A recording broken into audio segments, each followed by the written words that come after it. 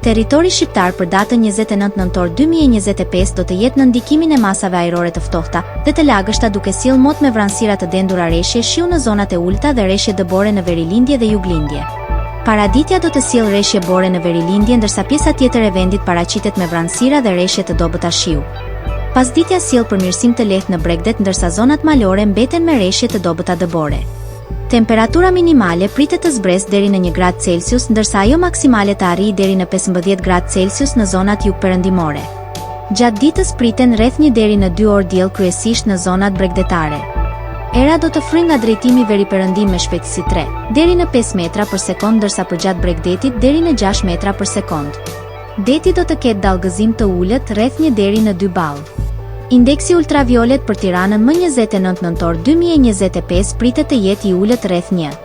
Sipas burimeve astronomike, lindja e diellit në Tiranë më 29 nëntor do të jetë në orën 6:38, ndërsa perëndimi në orën 16:20. Temperaturat minimale dhe maksimale për disa qytete kryesore të Shqipërisë do të jenë si më poshtë. Shkodër 6 deri në 11 gradë Celsius.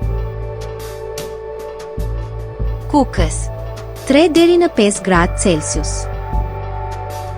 Peshkopi 1 deri në 5 gradë Celsius. Tiranë 8 deri në 11 gradë Celsius. Durrës 10 deri në 13 gradë Celsius. Kavaj 8 deri në 12 gradë Celsius.